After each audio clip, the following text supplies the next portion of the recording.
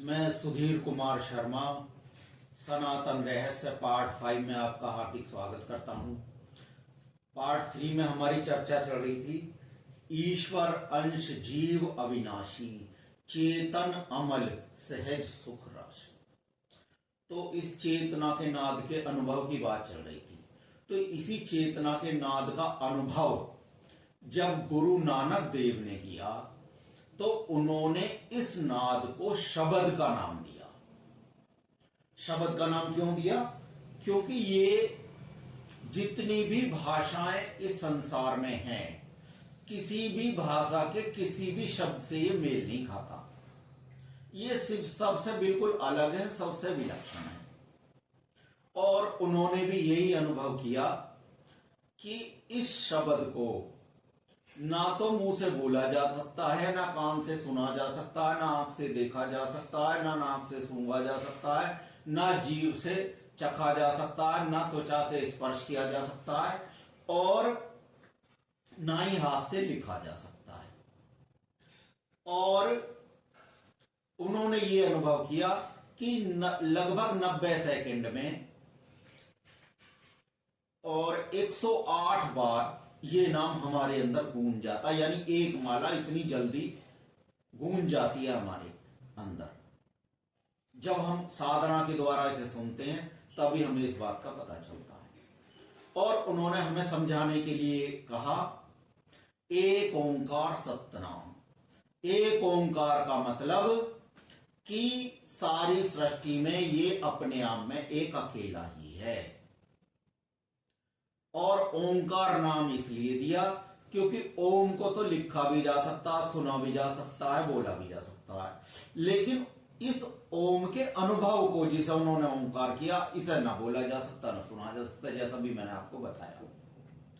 और एक ओंकार सतनाम। सतनाम का मतलब परम सत्य है ये दुनिया का। और इसे और गहराई से समझाने के लिए उन्होंने बताया सत श्री अकाल। सत्य का मतलब वही है कि इस दुनिया का परम सत्य यही है, इसलिए इसी की साधना करनी चाहिए। और दूसरी बात उन्होंने कहा श्री, सत श्री अकाल कहा ना, तो श्री का मतलब सर्वश्रेष्ठ है।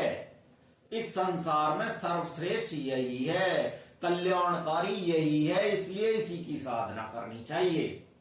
और क्या अकाल में शब्द में उन्होंने क्या बताया? अकाल का मतलब यह है कि समय का प्रभाव इस पर नहीं पड़ता, समय इसका कुछ नहीं बिगाड़ सकता, क्योंकि ना ये जन्म लेता है, ना इसका बचपना होता है, ना इसकी जवानी होती है, ना इसका बुढ़ापा होता है, ना इसकी मृत्यु होती है। जब ये शरीर नहीं था तब भी ये था, शरीर है तो भी ये है, बल्कि ये है इसीलिए शरीर है। जिस दिन ये शरीर को छोड़ देगा शरीर भी खत्म हो जाएगा, लेकिन शरीर खत्म हो जाएगा तब भी ये रहेगा, इसीलिए ये अकाल है।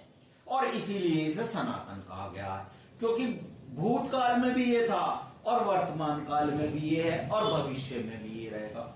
इसलिए बार बार इस सनातन तत्व को बार बार समझाने की कोशिश करी गई है। तो स्वर्ण मंदिर में जो हम अकाल तख्त की जो शपथ लेते हैं उसका गूढ़ अर्थ यही है कि हमने अपने आत्म तत्व को, जो काल से प्रभावित नहीं होता है, उसकी साधना करें हम। और अमृत चखने का मतलब ये है कि इस आत्म तत्व की साधना से हमने जो अपने चेतना के नाद को अनुभव किया है वही असली अमृत है। यानी हमने उसे अनुभव किया तो हमने अमृत चख लिया। ये अमृत चखने का गूढ़ अर्थ है। और सिख शब्द की जो परिभाषा है वो गुरु नानक जी के शब्दों में ये है, जिसने भी ये इस तत्व को जान लिया है आत्म साधना के द्वारा, चेतना के नाद को जान लिया है, आत्म चेतना को जान लिया है, वो सन्यासी है। और उसने गृहस्थ में रहकर भी सन्यासी की भांति रहना सीख लिया है, क्योंकि उन्होंने उस समय ये देखा कि जिन्हें ये ज्ञान प्राप्त हो जाता था वो अधिकतर लोग समाज छोड़कर चले जाते थे। तो उन्होंने कहा भाइयों, अगर तुम समाज छोड़कर चले गए, ज्ञानियों की जरूरत यहां भी है, समाज में भी, इसलिए समाज को छोड़कर मत जाओ, गृहस्थ में ही रहो। और इससे क्या होगा भाई, अपनी पत्नी को बताओगे, बच्चों को बताओगे, अड़ोसी पड़ोसी जो भी तुम ऐसे लोग तुम्हें मिले जिन्हें भगवान के नाम में, परमात्मा में, वाहेगुरु में रुचि हो, तो इसके बारे में तुम उन्हें बताओगे कब? जब तुम गृहस्थ में रहोगे, समाज में रहोगे। तो इसलिए समाज में ही रहो।